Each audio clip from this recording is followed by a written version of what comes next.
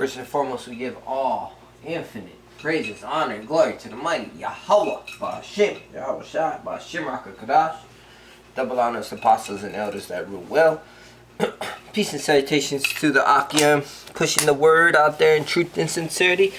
Truth meaning the laws, sincerity meaning without corruption. Right? When we deal, we gotta deal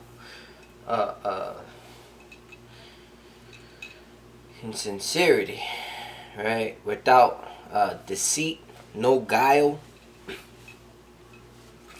not holding back our sword from blood. Right?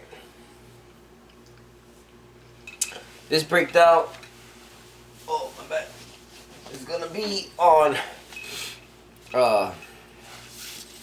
the priesthood, you know? Us priesthood under the Melchizedek, right? The righteous, in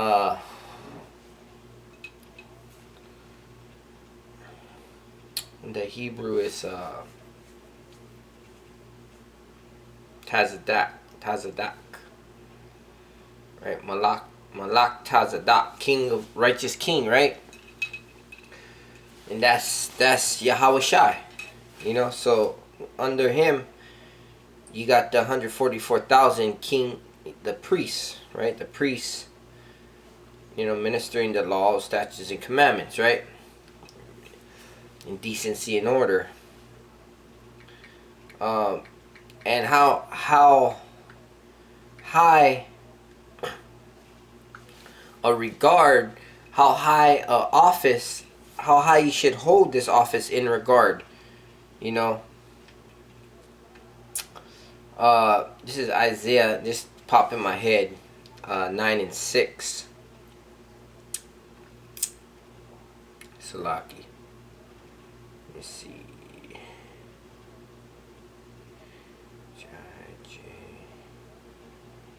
For unto us a child is born, unto us a son is given, and the government shall be upon his shoulder, and his name shall be called Wonderful, Counselor, the Mighty God, the Everlasting Father, the Prince of Peace.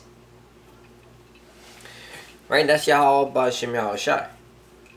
You know, and the point I wanted to get, see, even I was ignorant to this. I in the world always thought of it as Wonderful Counselor, but it's Wonderful, Counselor. So his name shall be called Wonderful, you know, full of wonders, right? Beyond what the mind can conceive. You know, it says that he's done so much works that the book couldn't contain it, you know. In fact, some works weren't even written because they were so mysterious. You know, they were just the power of Yahweh, right? And then Counselor. You know, he's a counselor, right? Counsel is very important. That's a very humble thing to seek out counsel. You know, it's a humble thing to hold a priesthood in high regard and to give counsel, right? So,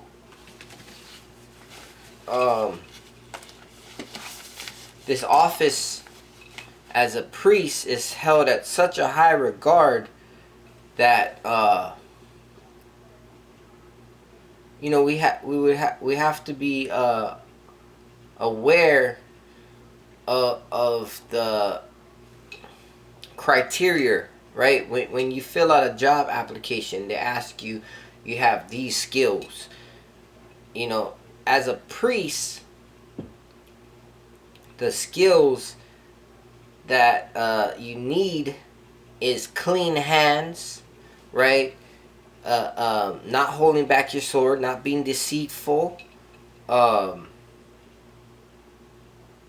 you know, able to sacrifice your body for your, you know, the time of the Lord, the ministry of the Lord, right? You gotta be able to counsel with brothers and sisters.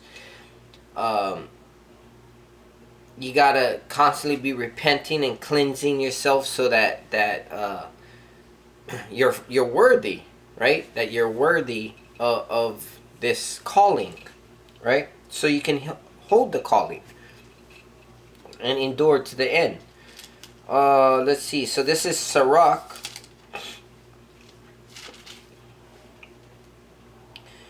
Um, Also known as Ecclesiasticus, chapter 45, right? And listen to the beauty of a priest, right? This is Moses, Aaron, right? And it says,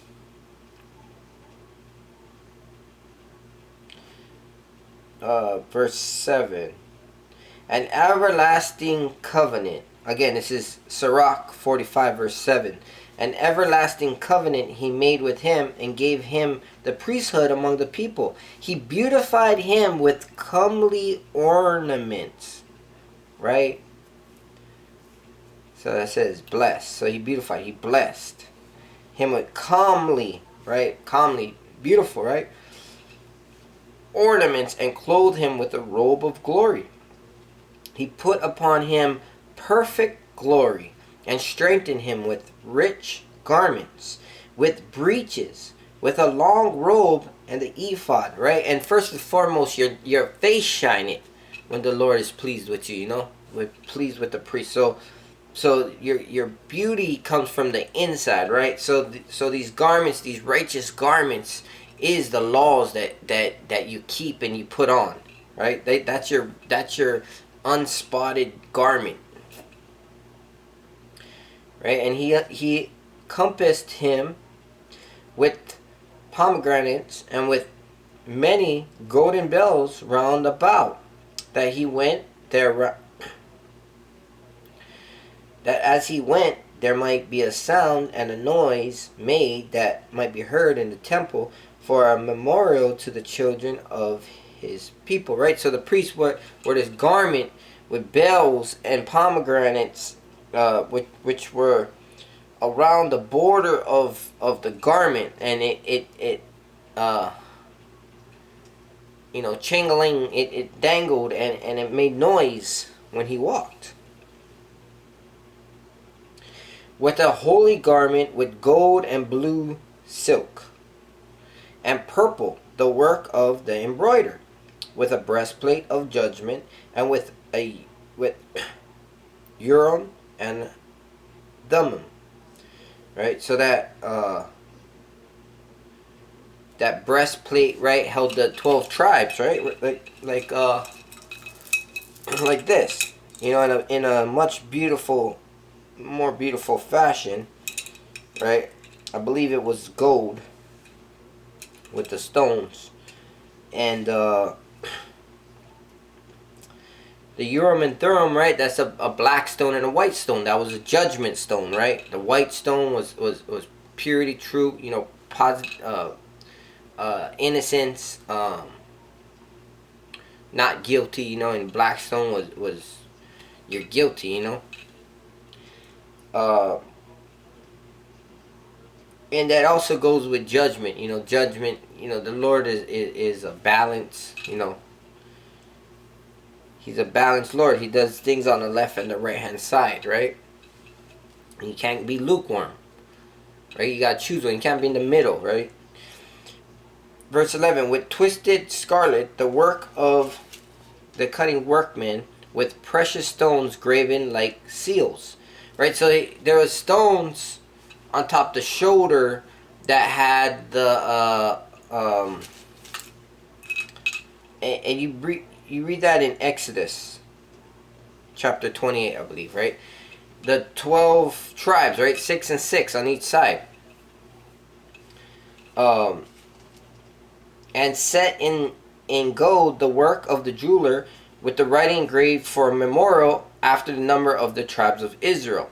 He set a crown of gold upon the mitre, right? So his mitre, right? His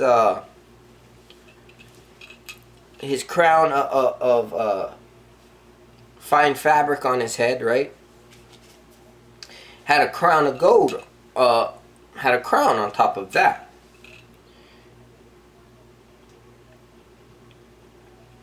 right? And it says, wherein was engraved holiness and ornament of honor, right? And it said holiness unto the Lord, you know, on top of the crown. I believe it was on the crown, and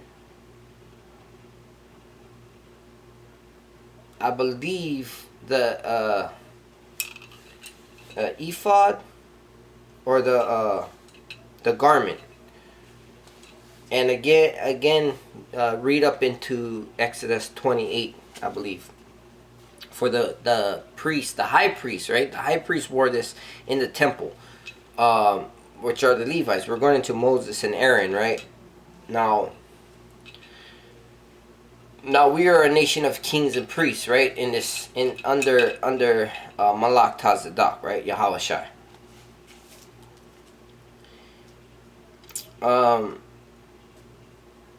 An ornament of honor, a costly work, the desire of the eyes, goodly and beautiful. Right? So it's a beautiful royalty to behold. It's ordained of Yahweh Bashem Shai. Right there. Salaki. Before him there were none such, neither did ever any stranger put them on, but only his children and his children's children, perpetually. Right? So this is a bloodline, right? Their sacrifices shall be wholly consumed every day, twice continually. Moses consecrated him and anointed him with holy oil. This was appointed unto him by an everlasting covenant, right? And you see that's done by holy men, separate men who are separated to the statute, laws, and commandments. When you go into I can't recall the exact scripture, but it talks about I believe it's in Sirach, the fly being in the apothecary, right? So this holy ointment, when a fly or something nasty or unclean gets into it, the thing is spoiled, right?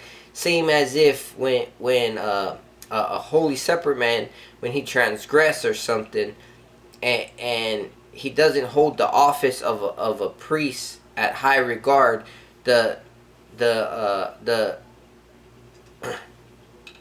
ministry is blamed, right? It says to hold the ministry unblamed, right? So that's how important this office is.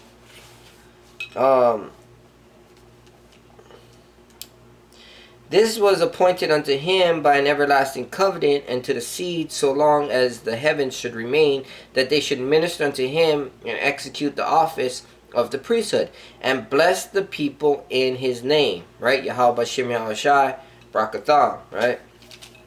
Bashem Kadash, Brakatham. He chose him out of all men living to offer sacrifices to the Lord, incense and sweet Savior, for a memorial, to make a reconciliation for his people. And again, the Lord said, I want obedience rather than sacrifice, right? So this is prior to the greatest sacrifice, Yahweh Shai, right? But then again, even before, the Lord had already been speaking through his prophets about how our people were going off giving sacrifices for their sin rather than obedience to his word, right? In fact, that's why when you do give a peace offering, a volunteer offering, you were supposed to make amends with your brother or sister that you had a quarrel with, because you were supposed to bring the gift, the offering, with no animosity, you know, no grudges, right? Then the Lord would accept it. He chose him, Salaki. He gave unto him his commandments and authority in the statutes of judgments, that he should teach Jacob the testimonies and inform Israel in his laws. Right? So that this is the importance of a priesthood. Again, Sirach 45. Right? Beautiful chapter. Now when you go into 46, you know, these is the praises of our forefathers, right? Moses, Aaron, Phinehas, which is the son of Eleazar, right? Because he had the zeal and the fear of the Lord, he stood up with good courage of heart when the people turned back and made reconciliation for Israel, right? The importance of courage for the Lord against the wickedness of our people, right? 46 goes into Joshua, Caleb, and Samuel, right? And here Samuel, it's verse 13. The prophet, Samuel, the prophet of the Lord, remember his mom prayed for a child and said, I will give him as your priest, Lord. And he was a Nazarite, right? He didn't cut his hair. He was set apart to the Lord. Beloved of his Lord, established a kingdom and anointed princes over his people, right? So he set up a decency and order, established of righteousness, right? By the law of the Lord he judged the congregation, and the Lord had respect unto Jacob. By his faithfulness he was found a true prophet. By his word he was known to be faithful in vision. Right? Again, when a Lord sends a prophet, he will show himself in a dream. The Lord will show himself to the prophet, right? Show him visions, right? By the faith, Salaki. 16, he called upon the mighty Lord when his enemies pressed upon him on every side, when he offered the sucking lamb, and the Lord thundered from heaven, and with a great noise made his voice to be heard. And he destroyed the rulers of the Tyrians and the princes of the Philistines, and before his long sleep he made protestation in the sight of the Lord. Right? And his anointed, I have not taken any man's goods so much as a shoe, and no man did accuse him. Right? So he did everything in decency and order. This is the point here. And after his death he prophesied and showed the king his end, and lift up his voice from the earth in prophecy to blot out the wickedness of the people. So till the end, till his death, after he died, he's still crying out for the people. A priest, a minister of the Lord, still saying, remember Yahushua on the cross, forgive them, they know not what they do. Right? So the love of your nation is crucial in the priesthood.